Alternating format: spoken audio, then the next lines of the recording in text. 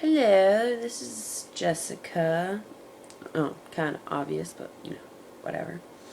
Alright, this poem is called Sticks and Stones Can't Break My Bones, You Have Already Hurt Me.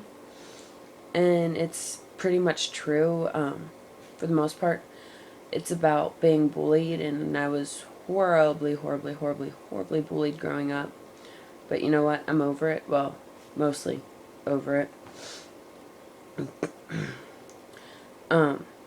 I'm putting this disclaimer on here for my parents.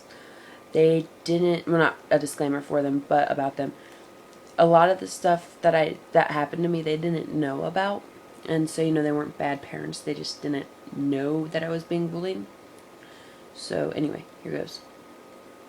Ever since I was little, I never understood why people picked on me just because they could. The kids made fun, they all called me fat, but I was just chubby and not really that. I had blonde hair, I had blue eyes. I was fairly common, but I wanted to disguise. I longed to be pretty, I longed to be thin. I longed for them to stop, but I just couldn't win. They threw sticks, they threw stones. I'd be okay if they didn't break bones. I was told to deal with it alone, but I never felt safe, not even at home. I would play on my own. I was too tough to bitch and moan. I played my own games, I sang my own songs. But that's what happens when all your friends have gone. I wasn't popular, I wasn't cool. Anyone who hung out with me was branded a fool. As I got older, it got worse. Why was I branded with this curse? They all knew me, knew I was a geek. They called me names, the least of which was freak. My parents told me it was okay. As I got older, it would all go away. The kids calling me stupid, the kids calling me fat, the kids calling me lazy. How does a kid deal with that? I was told they were just kids, just to ignore them, but instead I hid. But they would always find me, then they would scoff. They would always tell me I wasn't good enough. I was too poor, and I wasn't pretty. I wasn't even good enough for them to pity.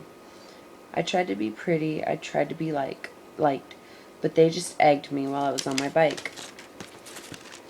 I was my own friend. I didn't need anybody else. I learned how to cope and be by myself. I started a fire. I got chased by the cops. I got lucky, but I was starting to get lost. They could hit me with all of their might, but words hurt worse than any physical fight. They made my life a living hell, and no one took notice that I wasn't well. In middle school, the teachers started in. They too made fun. My hopes started to dim. School was awful. School was bad. My parents made me go. They couldn't see I was sad. I hated myself. I didn't know why. I'd go home every day and lay down and cry. I got in trouble. I started acting out. My parents didn't know why I would scream and shout. Eventually, they got smart, and all my pain broke their hearts. They moved me schools in the 8th grade. I finally got rid of some of my pain.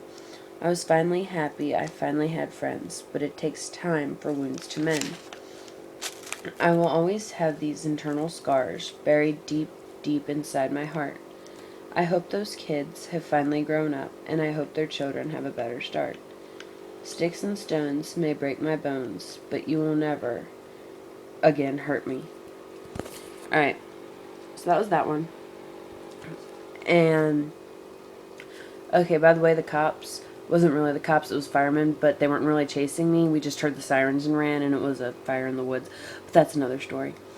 And, it was all good. It was a fire pit, really. Anyway,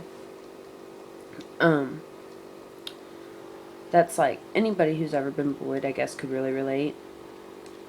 But that's just, kind of what happened to me. And that's not even the worst of it, really. So,